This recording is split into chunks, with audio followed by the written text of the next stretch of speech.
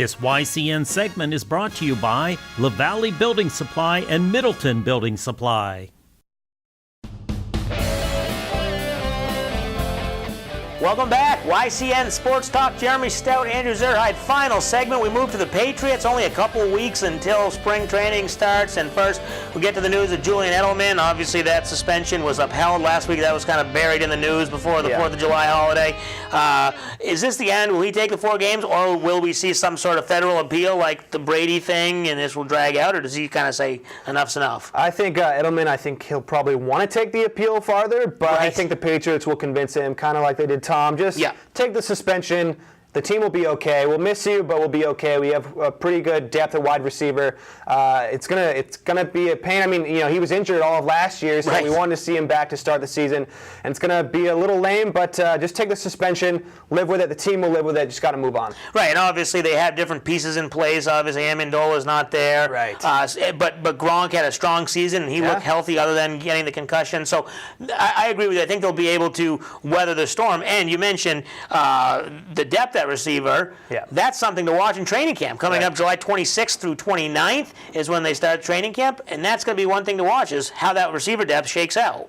Yeah, I mean, there's definitely a lot of guys. I think a guy we haven't seen in a while is Malcolm Mitchell. Right? He was a big piece a couple of years ago, but didn't play really at all last season. So he's going to be back. That's going to be big to see. And Kenny Britt, is he still there? Yeah, right? I think Kenny Britt, Dorsett, right? Matthews from Buffalo. So it's kind of, I don't want to say a hodgepodge, but you're right. There's not really. I mean, they had Amendola last year. Right. Gronk's back. He's going to be the big guy, it seems like, this year. Like the big number 1 receiver. And we might even see Rex Burkhead line up in the slot, too. So that'll be interesting. Right. And another position that's kind of up for grabs, the left tackle spot. Obviously, Nate Solder gone. They drafted Isaiah Wynn, and they traded for Trent Brown from San Fran. Do you have any idea who might get the start there, or are you confident in either of these guys? I don't know. I think Trent Brown, I think he's going to play pretty well. He's a pretty big guy. Yeah, he is. I think he's going to do good things. But with those big guys, it's all going to be about health. Right. They got to kind of take it easy leading into the season. Got to stay healthy. Got to keep those legs healthy. And who can get the scheme down for the Patriots? That offensive line is always a big question. So we'll be watching those battles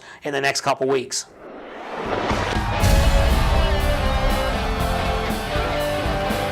It's time for the Salt Hill Pub Picks of the Week. Salt Hill Pub, honest food, perfect pints, live music, now here to serve you in 5 locations. Here we are with our picks, and this week for the Salt Hill Pub Picks of the Week, we're going to do the MLB Power Rankings. So Andrew will do the AL, I'll do the NL. Andrew, who you got? Start with number 5. Yeah, so going with number 5, I am going with the Indians of Cleveland. I think really they haven't been playing to their potential. I think they're only about 9 games over 500. I think come the end of the season, guys like Jose Ramirez and Francisco Lindor and their pitching staff, Corey Kluber, I think this team is going to be a playoff team. I think they're number 5 for now, though. All right, my number 5 in the National League, the Atlanta Braves. They're a little bit ahead of schedule. They're playing well. I don't think they'll win the division necessarily, but right now they're playing well. They're my number 5 team. Yeah. Who you got at number 4? Yeah, so number 4, I'm going with the Seattle Mariners. I think they're top of the order with Dee Gordon, Gene Segura, and Mitch Haniger is having an unbelievable year. I think they're a really good team, playing well without Robinson Cano. I think they're going to be fighting for a wild card spot come the end of the season. All right, my number 4 team, I'm going with the Arizona Diamondbacks, and they're fighting out west with the Dodgers,